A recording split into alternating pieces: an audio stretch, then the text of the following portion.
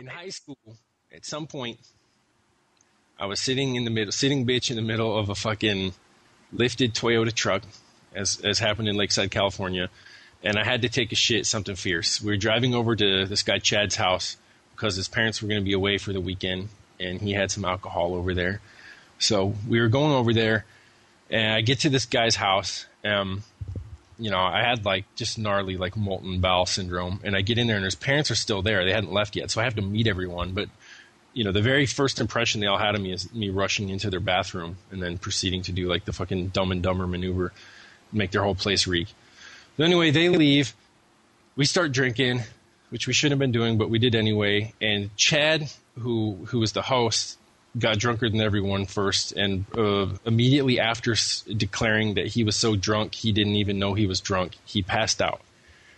And that was our cue to basically get on his phone and start calling all these different pay numbers that used to be all the thing in the 80s. So you'd have this number where you call if you want to hear someone crying, or you call and you want to hear a shitty joke, or you call and you want to be scared, or if you call and you want to get off. And they're all $1.99 a minute or something.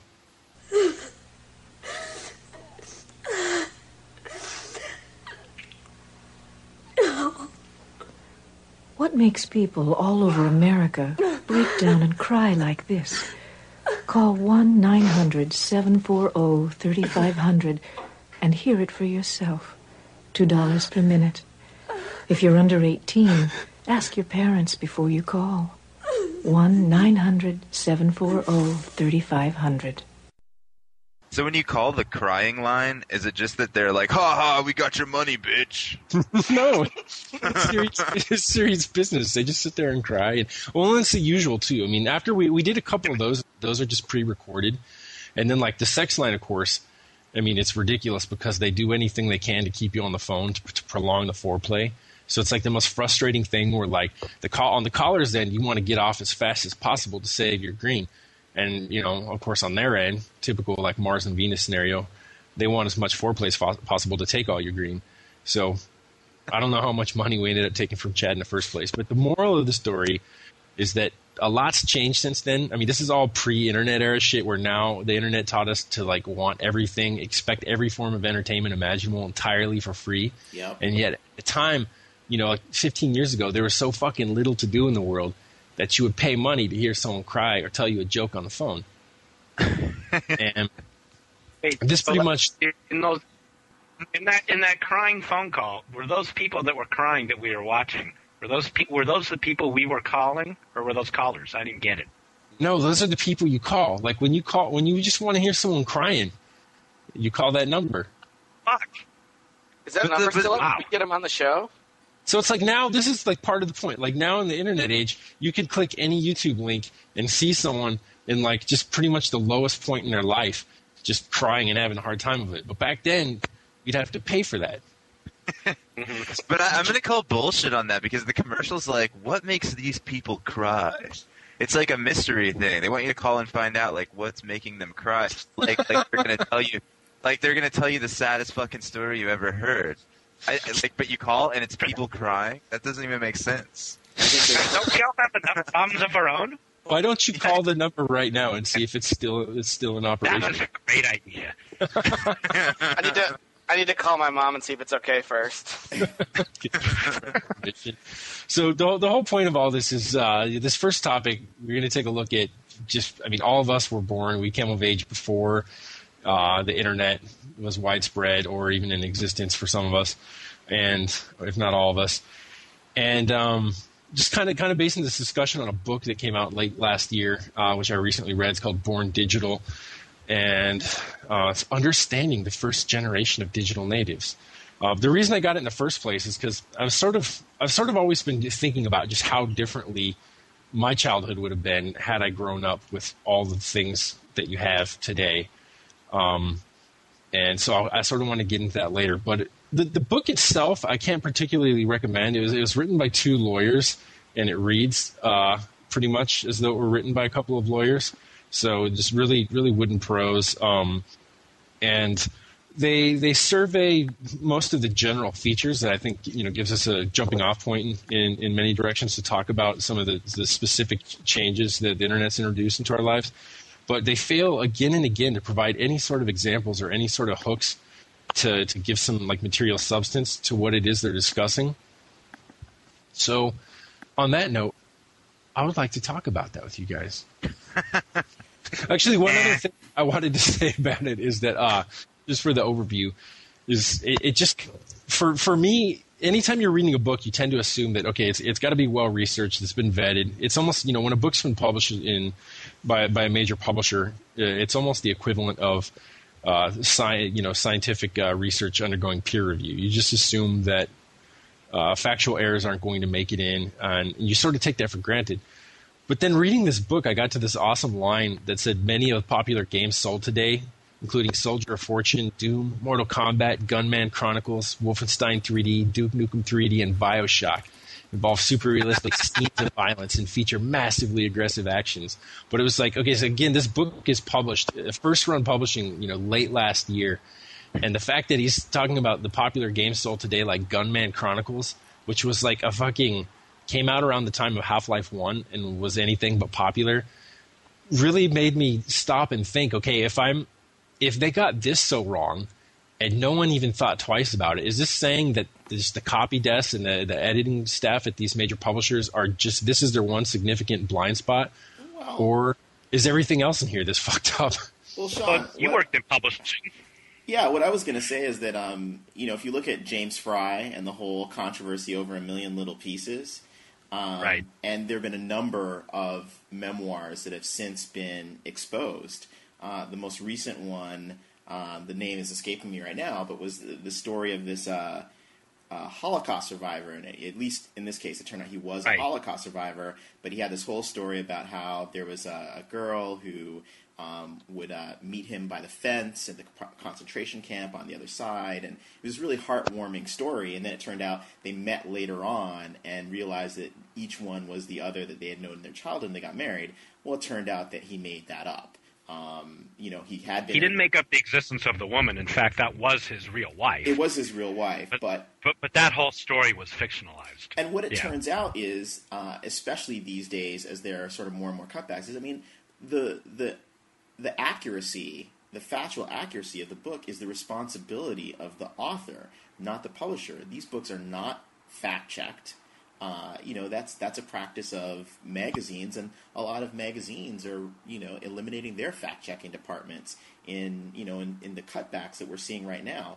So, I talked to a friend who wrote or sort of helped ghostwrite a book by a pretty major author, a major public figure, and one of the things that was in the contract of the author was that the author had to undertake the editing and fact-checking and all of those things. That was all pushed down to the level of the writer.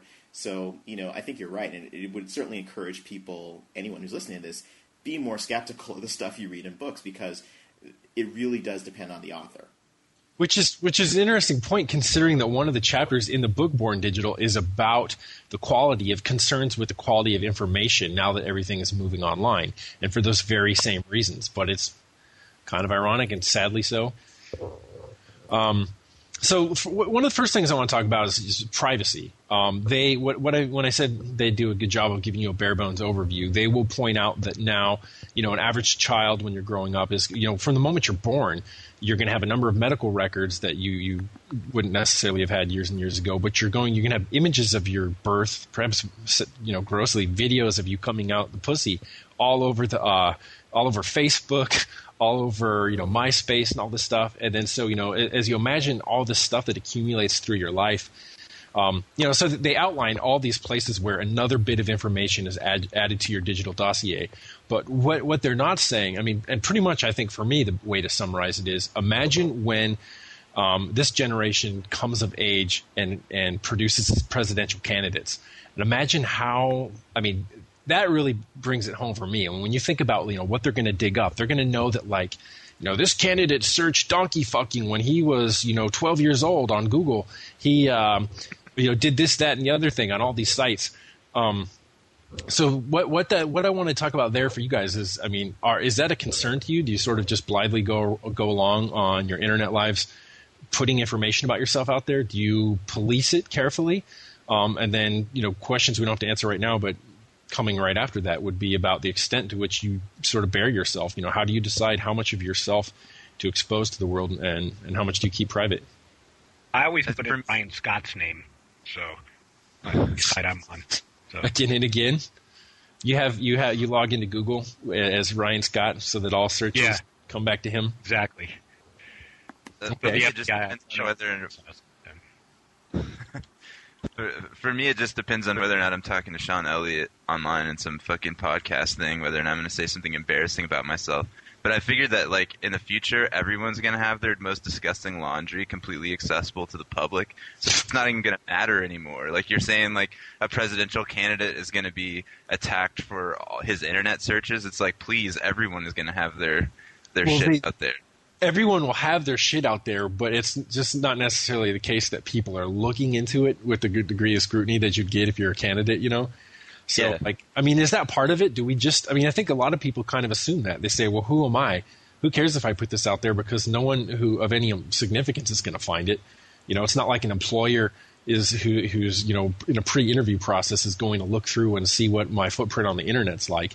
But actually, I think that's a mistake, because more and more you're seeing that really is the case. Yeah. I'm not, to me, it's like not such a worry about when I think about kids today, like putting stuff out there that they're going to get in trouble with their employers. But like, imagine having that extensive record of your adolescence on the internet, not just for other people to look at, but for you to look at.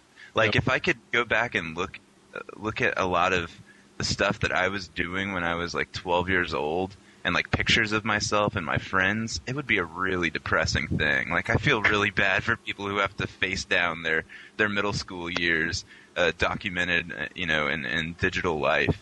That's a bit right. Has everyone here seen the movie Lost Highway? Yes. So the part where Bill Pullman, basically the first half of the movie is about someone is sneaking into the home of the characters played by Bill Pullman and Patricia Arquette, and videotaping them while they sleep and sending them these videos, dropping them off in the house. And the cops can't solve it; they can't figure out who or how this is happening.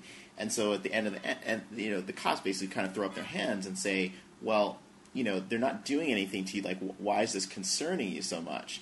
And Bill Pullman says, I want to remember things the way I remember them, not the way they actually happened.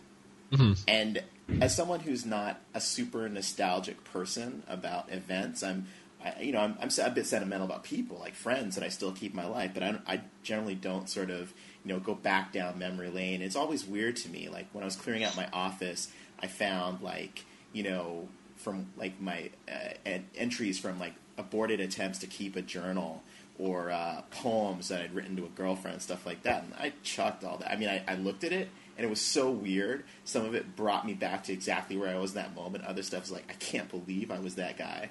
And like, I chucked it all. Like, I'd rather move forward and not have all that stuff sitting around. Yeah, there's the ability to basically rewrite your own history, in the way you're saying. In the same way that, like, when I went to Chad's house, I don't recall exactly which lines we called. I just knew there were a whole bunch of bullshit.